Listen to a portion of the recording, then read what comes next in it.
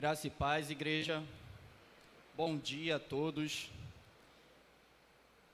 Recebi essa missão aí, muito maior do que eu, de estar falando sobre a palavra de Deus, através da palavra de Deus, no dia que a gente comemora o dia da Bíblia, o dia da palavra de Deus. E eu queria convidar os irmãos para estarem orando comigo, para que o Espírito Santo esteja deixando tudo mais claro na nossa mente, no nosso coração nessa manhã. Amém? Deus amado, Pai querido, nosso Deus todo-poderoso, o Deus que se revelou a nós, Pai, o Deus que falou a nossa língua, Deus, o Deus que revelou a Tua palavra, Pai amado, para que tivéssemos acesso tão fácil em nossos lares, Pai. Pai, muito obrigado, Deus, por ter deixado essa dádiva, Pai, esse presente, Deus, que é, Pai, no momento em que precisamos, podemos consultar, Deus, a Tua voz, Pai, e ouvi-la, transformando os nossos corações, nos orientando, nos aconselhando no dia a dia, Pai. Muito obrigado por tudo, Deus, te pedimos perdão pelos nossos pecados, Pai, para que o Teu Espírito Santo haja livremente no nosso coração e na nossa mente nessa manhã, Pai. Que não seja eu falando, mas o Teu Espírito Santo, Pai, o Espírito que revelou a palavra a nós, que seja Ele, o discernidor das coisas espirituais, levando essa palavra aos nossos corações, em nome do Senhor Jesus, Pai. Amém. Queria pedir para que os irmãos abrissem a palavra de Deus, lá na carta de Paulo a Timóteo, 2 Timóteo, já foi citado aqui pelas meninas, né?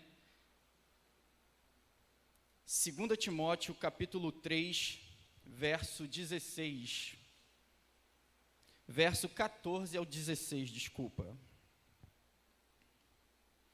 2 Timóteo, capítulo 3, do verso 14 em diante. Diz assim: quanto a você, porém, Paulo falando para Timóteo, permaneça nas coisas que aprendeu e das quais tem convicção, pois você sabe de quem o aprendeu, porque desde criança você conhece as sagradas letras, que são capazes de torná-lo sábio para a salvação mediante a fé em Cristo Jesus.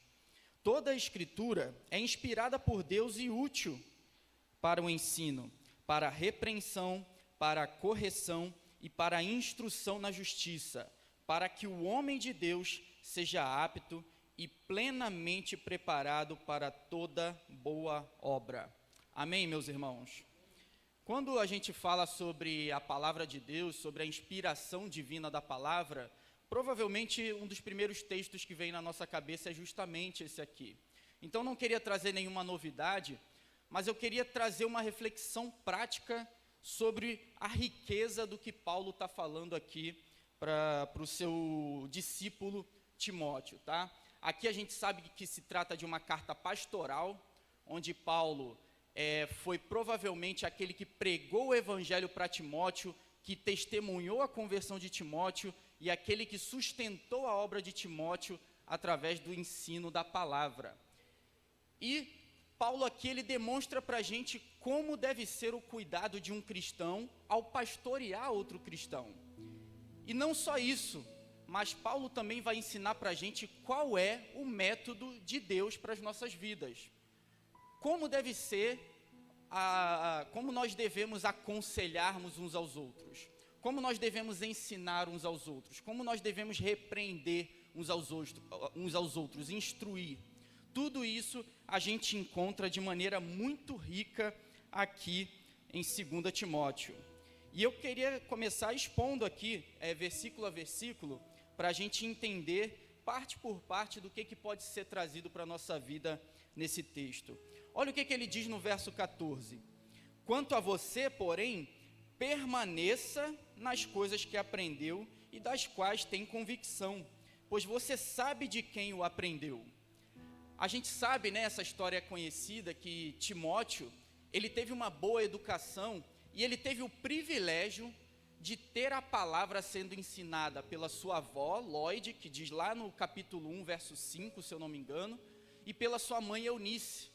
Então, Timóteo foi um jovem que cresceu ouvindo a palavra do Senhor, sendo aconselhado através da palavra do Senhor, e ele teve um privilégio que poucos têm hoje em dia, que é de ter pessoas que o educaram, que tinha plena convicção de que a palavra de Deus é poderosa para ensinar, para repreender, para instruir e tudo mais. Aquilo que Paulo fala no verso 16 sobre o para que serve a palavra, a avó e a mãe de Timóteo já criam nisso, tanto que foi o método que elas utilizaram, seguindo aquilo que o Antigo Testamento deixava claro.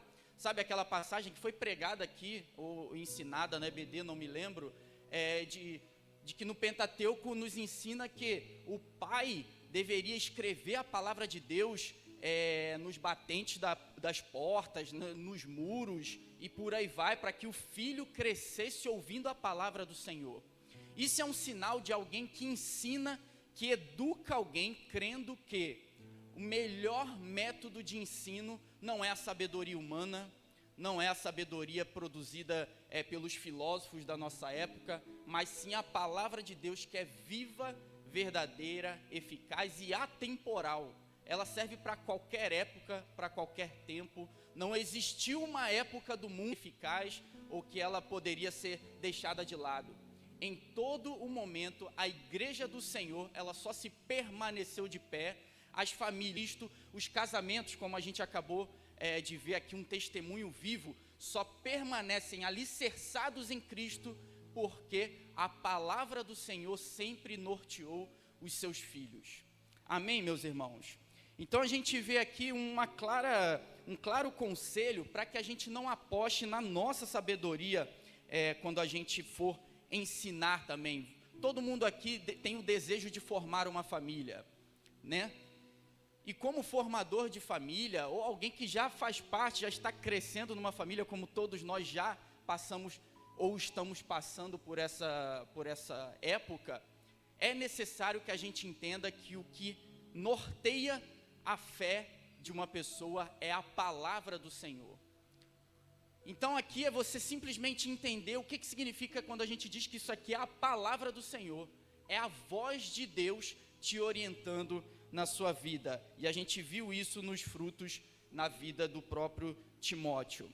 No verso 15 a gente vê outra coisa muito interessante, porque desde criança você conhece as sagradas letras, que são capazes de torná-lo sábio para a salvação mediante a fé em Cristo Jesus.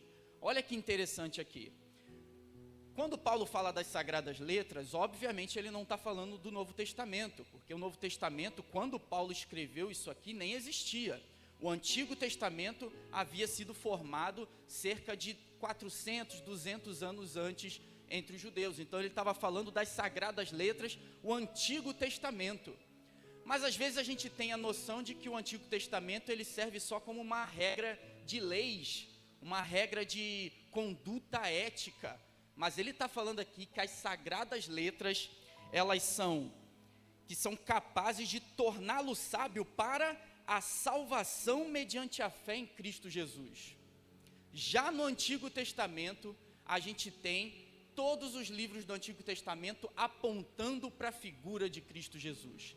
A salvação, ela pode ser obtida simplesmente pelo entendimento do Antigo Testamento. E a mãe e a avó de Timóteo, por ensinarem as Escrituras, que nem citavam o nome de Jesus ainda, quando Paulo pregou o Evangelho para Timóteo, na hora o Espírito Santo mostrou para ele tudo aquilo que ele já conhecia do Antigo Testamento, e só bastou dizer, tudo aquilo que você leu, apontava para esse Jesus crucificado e ressurreto. E foi o momento que a palavra de Deus entrou no coração de Timóteo, ele se converte e ele passa a servir aos propósitos de Deus, a ponto de hoje podermos ler a história de Timóteo e sermos edificados por ela também. No verso seguinte, a gente vê as coisas que a palavra de Deus podem fazer na vida de um cristão. Olha o que o texto diz, e a gente vai parte por parte, que é o verso 16. Toda a Escritura é inspirada por Deus. Meus irmãos, a gente está falando aqui de um dos atos de graça mais maravilhosos que Deus já fez, que é falar na língua dos homens. Deus falou na língua dos homens. Tem até um livro que foi lançado recentemente no Brasil por um teólogo brasileiro, que é "E Deus falou na língua dos homens". E foi de fato isso que ele fez, meus irmãos. Se Deus se relacionasse conosco de maneira direta, de maneira que ele esperasse de nós uma sabedoria igual a dele, isso jamais seria possível. Mas o que Deus faz? Ele inspirou servos dele, que andou como nós, que tinha os mesmos defeitos que nós, que eram tementes a Deus, claro, mas que falavam as nossas línguas. E Deus, de maneira inspiradora, através do Espírito Santo, falou através desses homens, de modo que a linguagem de Deus, que era inacessível ao homem, que o homem jamais poderia entender Deus, Deus se revela na língua dos homens. Ele tinha que fazer isso? Ele tinha a obrigação de fazer isso? Não, mas Deus é amoroso e gracioso, e a gente sabe que a graça é favor imerecido. Nós não merecíamos conhecer a Deus, mas Ele se fez conhecido a nós. Quando a palavra de Deus diz que ela é inspirada, ela está dizendo que aqui nesse livro nós encontramos, palavra por palavra, aquilo que Deus deseja falar aos nossos corações.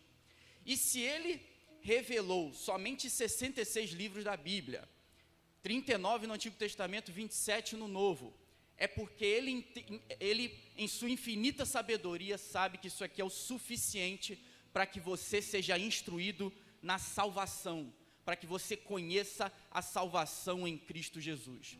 Não há nada fora da Bíblia que seja necessário para a salvação do homem. Somente dentro das Escrituras nós encontramos o caminho reto, o caminho de salvação, o caminho onde nós conhecemos a Cristo, que outrora era velado no Antigo Testamento e revelado no Novo Testamento. Mas Cristo se encontra de Gênesis a Apocalipse. E meus irmãos, é muito bom você saber que, ao ler essa palavra aqui, com fé, e a fé ela vem misturada com uma prática, com uma fidelidade ao Senhor, você está ouvindo a voz de Deus. Quem já experimentou uma área da sua vida que você jamais imaginou que pudesse ser transformada, e foi um dia mudada pela palavra do Senhor em ação na sua vida, já experimentou o poder disso aqui. Aquele que já teve a sua mente renovada na conversão, aquele que já teve ideias totalmente longe de Deus e que hoje teme ao Senhor, já experimentou o poder dessa palavra. Mas tem mais, essa palavra, Deus a revelou para nós, não somente para que a gente se preocupasse com a nossa salvação, mas para a edificação do corpo da igreja também, como o texto vai dizer daqui em diante. Mas antes disso eu queria falar um pouco sobre uma experiência minha pessoal, meus irmãos. Eu sempre falo para as pessoas que eu tive algumas conversões na minha vida. Primeiro eu me converti ao religiosismo. Eu não me converti a Cristo, eu me converti ao religiosismo. Eu passei a gostar da comunhão de uma igreja, passei a achar legal as amizades que eu encontrei numa igreja, o futebol que eu jogava todo final de semana na minha antiga igreja, mas eu não conhecia Jesus. Mas sem conhecer Jesus, eu já tinha feito amizade com toda a juventude de uma igreja grande, eu achava aquilo super bacana.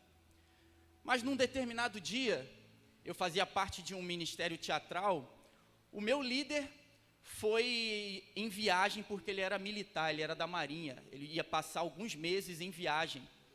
E para minha surpresa, ele me colocou como líder no lugar dele.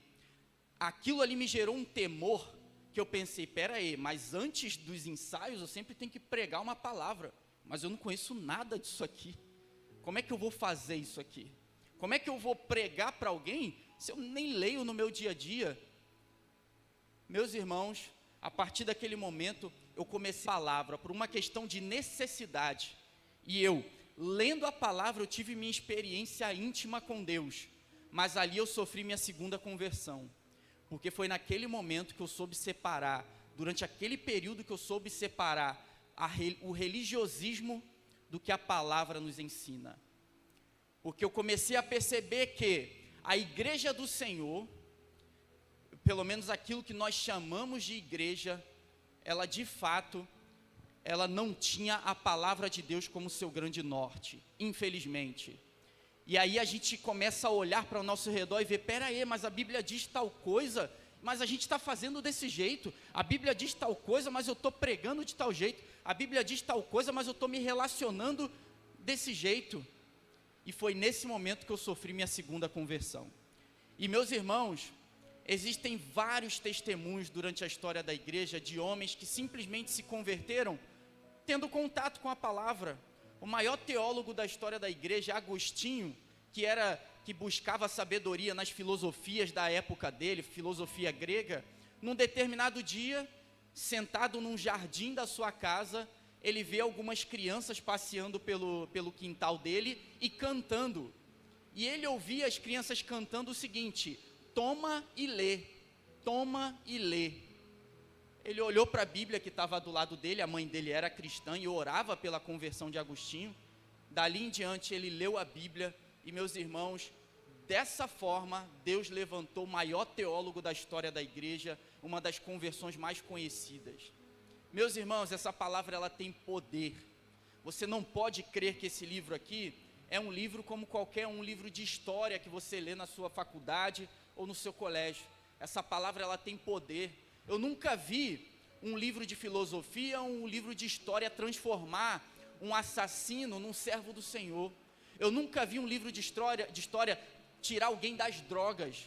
Mas a gente vê dia e noite isso acontecendo através do poder dessa palavra aqui. É uma palavra que transforma, que regenera e que sustenta o cristão, que sustenta a igreja do Senhor. Amém, meus irmãos? E ele segue aqui. A palavra do Senhor, ela é útil para o ensino. Útil para o ensino.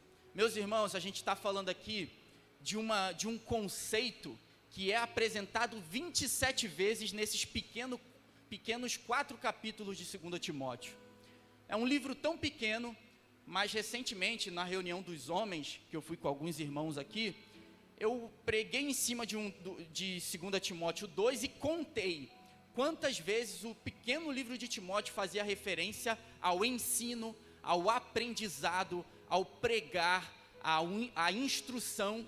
E em 4 capítulos você vê isso aparecendo 27 vezes. Isso não é à toa, meus irmãos. O método que Deus deixou para a igreja do Senhor instruir uns aos outros é o ensino da palavra. Não adianta você levar sua sabedoria de vida, não adianta você levar meramente o seu testemunho pessoal como conselho aos seus irmãos, mas é você se basear na palavra do Senhor para que as pessoas conheçam a Cristo e permaneçam a Cristo. Permaneçam em Cristo como a rocha na qual você firma a sua casa e não há nada que possa abalar essa estrutura. É a palavra do Senhor, meus irmãos. Não é o seu testemunho, não são suas experiências pessoais, não é aquilo que você teve como um relapso na manhã, onde você teve uma ideia de Deus e saiu por aí falando disso para outras pessoas. Pregue a palavra do Senhor, aposte no método que Deus deixou para a gente. Não é o nosso método, não é a sabedoria humana que salva vidas, mas o método que Deus deixa para a gente é o ensino da palavra do Senhor. Amém, meus irmãos? E o que a gente vê é que, infelizmente, a própria igreja, não só o mundo lê isso aqui como se fosse um livro místico ou um livro de história qualquer. Os filósofos estudam a Bíblia, os filósofos leem a Bíblia de capa a capa. Eu não lembro de um filósofo que tenha rejeitado a importância da Bíblia como um livro cultural, mas a própria igreja do Senhor não tem lido a palavra e por isso ela desobedece aquilo que está lá no Salmo 1, que o pastor até pregou recentemente, sobre bem-aventurado aquele que não segue o conselho dos ímpios. Meus irmãos, em outras palavras ele está dizendo, bem-aventurado é aquele que segue o conselho da palavra. O mundo vai trazer uma sabedoria que às vezes enche os nossos olhos, e a gente vai achar que aquilo ali pode transformar vidas, pode ser o suficiente para você conhecer. mas o suficiente está aqui na palavra do Senhor. E eu posso dar alguns exemplos, meus irmãos. Pessoas escolhem parceiros, seus cônjuges, baseado em sabedorias humanas. E depois quebram a cara no namoro, no noivado, e ficam se perguntando por quê. Isso dentro da igreja, meus irmãos. Isso é muito comum. Eu já quebrei minha cara já também assim, tá? Eu namorei com pessoas que eu falei, caramba, por quê? Por que eu fiz isso, se não me agregou em nada? E quais foram os meus métodos? Foram os métodos que o mundo tem para alguém escolher um parceiro para a vida toda. Quando você chega para alguém e fala que você deve escolher... chega para um amigo seu, ele te pede um conselho e você fala que ele tem que encontrar uma pessoa divertida, uma pessoa que se parece com ele, você não está falando nada mais do que o mundo já fala. Agora, quando você fala que para uma mulher, que ela precisa conhecer alguém que tenha a palavra do Senhor como seu grande direcionamento, que a palavra diz que o homem deve ser o pastor da casa, e como pastor, ele pastoreia através da palavra. Quando você diz que a mulher ela tem que encontrar um homem que deve ser o cabeça do lar, que deve morrer pela sua esposa se for necessário, porque ele precisa amar a sua esposa como Cristo amou a igreja, aí você está dando um conselho baseado na palavra do Senhor e não de sabedoria humana. Isso não só para amizade, eu vejo pais aconselhando suas filhas a casarem com pessoas bem-sucedidas. Mas o que é bem-sucedida diante da palavra do Senhor? O que é ser bem-sucedido para o mundo e o que é ser bem-sucedido diante da palavra do Senhor? Eu vejo coisas, meus irmãos, vejo conselhos de pais para filhos em relação à sua carreira profissional. Excluem completamente o que a palavra diz. A palavra vai dizer que Deus, ele tem um propósito para cada um de nós, que Deus, ele deseja agir através dos seus dons e talentos. A palavra deixa isso muito claro. Mas quando um pai chega para o seu filho e para a sua filha, ele vai falar, o que está dando dinheiro aqui? O que está dando dinheiro aqui? Com o que você pode ficar rico? A palavra de Deus diz que o casamento, ele tem um propósito evangelístico, onde o pai ensina para os filhos, e os filhos crescem ensinando para os seus filhos, que também crescem ensinando para os seus filhos, de forma que o mundo é edificado pela família bem estruturada de acordo com a palavra do Senhor. Mas o mundo vai dizer que você tem que organizar toda a sua vida financeira, toda a sua carreira profissional, estudantil, para depois então você pensar em ter filhos. Olha como o pensamento do mundo invadiu a igreja. Eu tenho certeza que você conhece alguém que pensa assim. Eu tenho certeza que você tem conhecido cristãos que abominam a ideia de ter filhos. Eu tenho certeza disso, porque virou comum. Sabedoria do mundo se sobrepondo à sabedoria contida na voz de Deus. E meus irmãos, eu poderia dar vários exemplos aqui. Vários exemplos de como a sabedoria do mundo tem sido mais valorizada dentro da igreja do que a própria palavra do Senhor, infelizmente. E a gente segue aqui, meus irmãos. Ele vai falar que a palavra é boa para repreensão. Repreensão. Isso aqui é interessante, porque para que a palavra do Senhor seja utilizada como ato de repreensão, é necessário que o cristão ele esteja em constante estado de vigilância. Se eu estou pregando aqui para vocês, meus irmãos, vocês não têm que aceitar de coração totalmente aberto o que eu estou dizendo. Você tem que julgar o que eu estou dizendo através da palavra. Esse é o ato de vigilância, esse ato de repreensão que a palavra nos ensina a partir do momento que a palavra se torna o óculos pelo qual eu enxergo a vida e os fones de ouvido pelo qual eu ouço qualquer coisa, é através dela que eu ouço e vejo e julgo as coisas que me são oferecidas. É por isso que o texto diz que a palavra ela é útil para a repreensão. E pode ter certeza, meus irmãos, isso não é um simples ato crítico, como alguém que só quer ser o polêmico, crítico da igreja, não. Isso ajuda a fazer com que o outro cresça. Porque se no final dessa mensagem, você me para naquela porta ali, e você fala, meu irmão, determinada coisa que você pregou, a palavra não diz bem assim, diz assim. Você vai estar me aproximando de Deus. você vai estar corrigindo a minha visão de mundo, você vai estar me trazendo para próximo daquilo que Jesus ensinou. É isso que, lá no final da carta de Paulo aos Colossos, ele vai dizer que a igreja do Senhor a igreja de Colosso cuide para que Arquipo, que era o pastor da igreja de Colosso, exerça a função pelo qual Deus o chamou. Ele fala com outras palavras exatamente isso. Por quê? Porque se o pastor daquela igreja pregasse alguma coisa errada, era através da palavra que eles deveriam julgar, e não estou falando para ir com agressividade, é simplesmente com amor, de maneira que você entenda que nós ensinamos uns aos outros, nós instruímos uns aos outros, e todo mundo cresce nisso. Meus irmãos, a palavra do Senhor deve ser o centro da nossa vida em todas as coisas, não só em pregação, mas em louvores, naquilo que você ouve naquelas pregações de TV e tudo mais, tudo tem que ser julgado pela palavra do Senhor. Amém, meus irmãos? É útil para o ensino, para a repreensão, para a correção, isso aqui a gente já acabou de falar aqui, né? E para a instrução na justiça. Então a palavra do Senhor, ela é útil para você ensinar, para você se permanecer vigilante em relação a outros ensinos, ela é útil para a correção desse ensino errado que te é oferecido, e ela é útil para a instrução na justiça, ou seja, para que você permaneça nos retos caminhos justos do Senhor. A palavra do Senhor, ela não serve somente para aquela experiência que você teve um dia, onde você conheceu a Cristo de maneira íntima.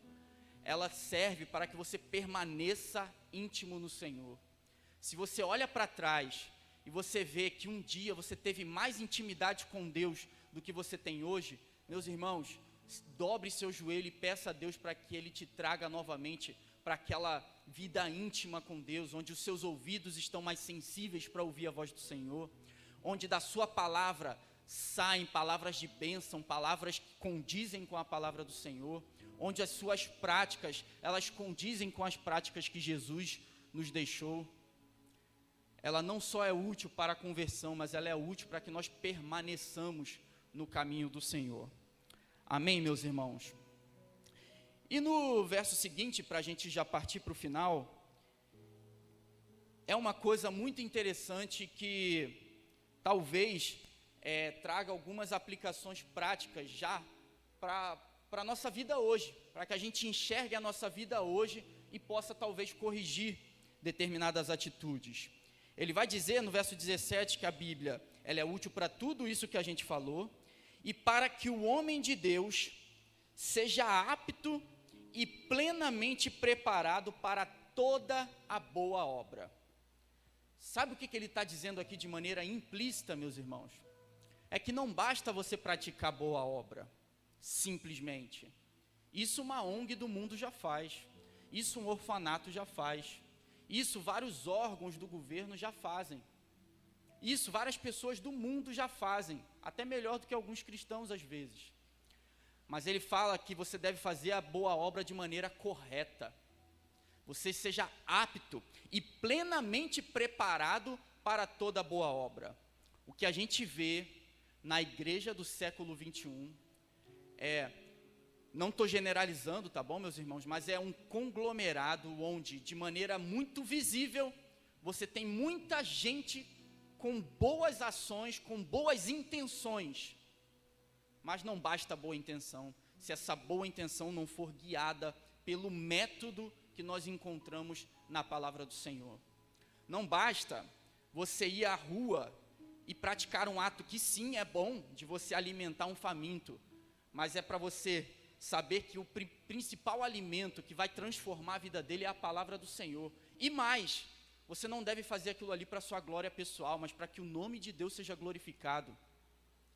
O método do Senhor nos ensina a como praticar a boa obra. E essa boa obra, esse método, a gente aprende através do estudo da palavra do Senhor. Meus irmãos, existem algumas igrejas que têm usado determinadas políticas de organização, por exemplo, de multiplicação. Igrejas que são muito preocupadas em se multiplicar, de maneira numérica que eu estou dizendo. E o que acontece? Montam pequenos grupos, que eles chamam de células, né? Nada contra a célula em si, o problema é o que acontece depois da célula, geralmente, tá, meus irmãos? Mas não vou entrar muito nessa questão. Mas o que acontece você tem um pequeno grupo, e ali ele tem que ser multiplicado.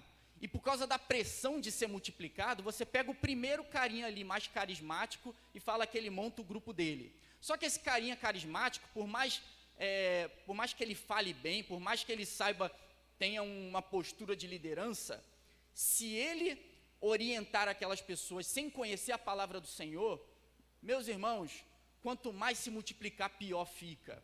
Quanto mais se multiplicar, pior fica. Existe um pastor brasileiro, que é bem conhecido, né, chamado Hernandes Dias Lopes, presbiteriano, que numa entrevista ele falou o seguinte, ele foi perguntado sobre o que ele acha do atual cenário da igreja. E ele falou que a maior preocupação dele é que a igreja ela tem pregado o evangelho de maneira errada. E quando o evangelho é pregado de maneira errada, quanto mais se prega, pior fica. E ele está totalmente certo. Totalmente certo. A igreja do Senhor, ela seria mais eficaz na sociedade se existissem essas igrejas que a gente vê fazendo essas barbaridades na TV, ou se elas não existissem. O que acontece é que, pela igreja não se preocupar em ter esse norte baseado unicamente na palavra do Senhor, o mundo tem olhado para nós e, para eles, a Igreja Batista em Jardim da Viga é a mesma coisa da Igreja Universal que ele vê na televisão. Para eles é isso. Se ele não entrar aqui um dia e ver que a gente tem procurado fazer as coisas de maneira diferente, para ele é a mesma coisa.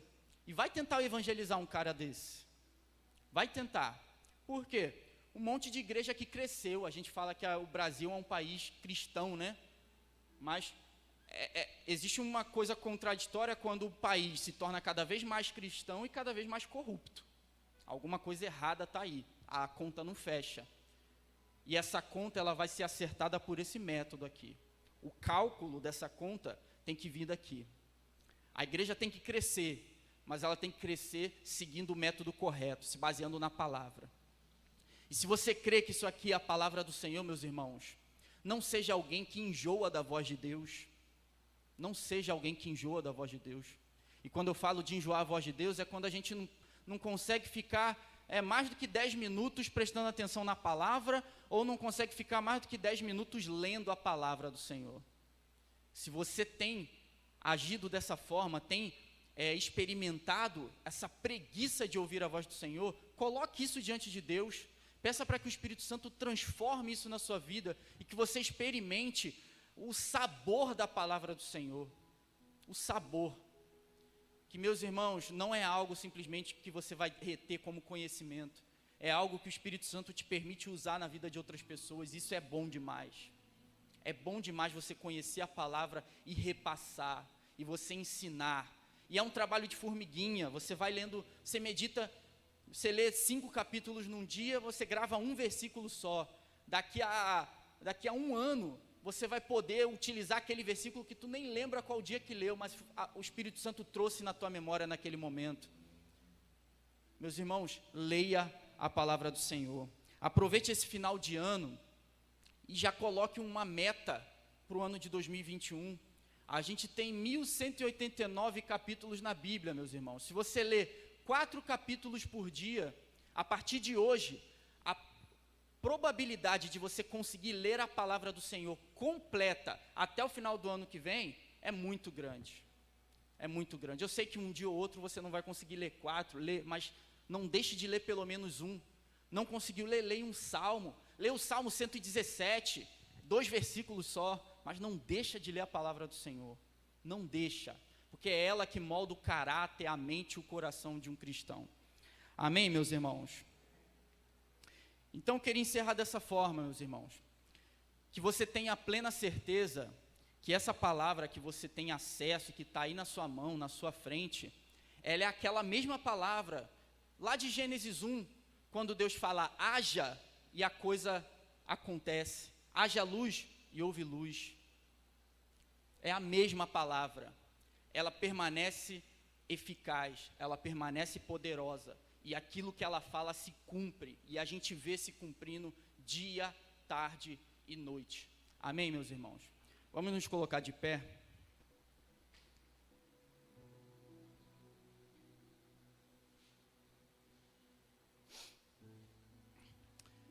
Irmãos, eu tenho certeza, e eu creio que é baseado na palavra o que eu vou falar agora, que o desejo do Espírito Santo para você nessa manhã é que você não saia daqui preocupado com aquilo que você planejou para o seu domingo, que você não saia daqui preocupado com quem você vai encontrar, com o que você marcou para daqui a pouco, mas eu tenho certeza que o desejo dele é que você saia daqui querendo ouvir a voz doce do Espírito Santo, querendo ouvir a voz de Deus. Se apaixone pela palavra do Senhor, leia a palavra do Senhor. Tem alguma dúvida? Marca um gabinete com o pastor, com o seu líder, tira aquela dúvida, mas não fica com dúvida. A palavra do Senhor, ela traz as principais respostas para a existência humana, mas não deixe de experimentar essa palavra. Vamos orar? Senhor meu Deus Todo-Poderoso, muito obrigado por essa manhã, Senhor. Muito obrigado, Deus, porque eu creio, Pai amado, que o Senhor nos incomodou aqui nessa manhã, Pai. Pai, que não estejamos satisfeitos, Pai, com o contato que nós temos tido com a Tua palavra, Senhor. Pai, que nós não venhamos crer na sabedoria do mundo, Senhor, mas na sabedoria que está contida nesse livro maravilhoso, Pai. Pai, muito obrigado, porque até aqui, Deus, o Senhor tem mostrado para nós que a Tua palavra ela é verdadeira, Pai. As Suas profecias, Deus, se cumpriram, estão se cumprindo, e nós cremos que se cumprirão, Pai. Da forma, Pai amado, que Daniel profetizou, aconteceu exatamente daquela forma, Senhor. Da forma que Isaías profetizou a vinda do Messias, foi daquela mesma forma que Jesus foi crucificado. Da mesma forma que Jesus disse que ressuscitaria, foi a forma que ele ressuscitou. Da mesma forma que Jesus disse que o Espírito Santo nos seria dado, o Espírito Santo nos foi dado. E nós cremos, Pai, que da mesma forma que Jesus disse que voltaria para buscar a sua santa igreja, assim acontecerá, Senhor. A Tua palavra nos assegura isso, Pai. A Tua palavra nos revela de maneira maravilhosa e graciosa, Pai, o Seu poder. Ela faz demonstrações dia e noite, Pai, não só no mundo, ó Pai amado, de maneira visível, mas dentro de cada um de nós, Pai. Mostra para nós o que está errado através da Tua palavra, Senhor. Sustenta em nós aquilo que está certo, Pai. Pai, que possamos olhar para a Tua palavra, Deus, como a nossa grande regra de fé, conduta, Pai. Com o nosso óculos, Pai, pelo qual nós enxergamos o mundo, Pai. Que ao ouvir o noticiário, Deus, nós julguemos aquela notícia através da Tua palavra. Que ao conversar com alguém, nós julguemos essa conversa, Pai, segundo a Tua palavra. Que ao assistir um filme, Pai, nós venhamos julgar os ensinamentos de um filme através da Tua palavra. Que ao ouvir uma música, Pai, nós venhamos julgar através da Tua palavra, Senhor. A Tua palavra, ela é útil para o nosso dia a dia, Pai. E nós Te agradecemos, Deus, porque sendo pessoas tão limitadas, Pai, o Senhor, que é ilimitado, Deus, falou na língua limitada humana, Pai. Muito obrigado por tudo, Deus. Revela essa palavra aos corações daqueles que ainda não experimentaram, Pai. De todos aqueles que ainda não sentem o sabor de ler a Tua palavra, Senhor. De todos aqueles que ainda não amam ouvir a Sua voz, Pai. Que nessa manhã o Teu Espírito Santo converta corações aqui, Pai. Não há discípulo que não ame ouvir a voz de seu mestre, Senhor.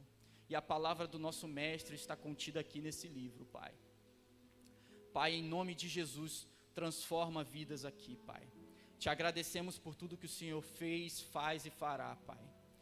E que, para a glória do Seu nome, Pai, nós venhamos nessa manhã Te amar mais. Em nome do Senhor Jesus é o que Te pedimos e Te agradecemos, Deus. Amém, Pai.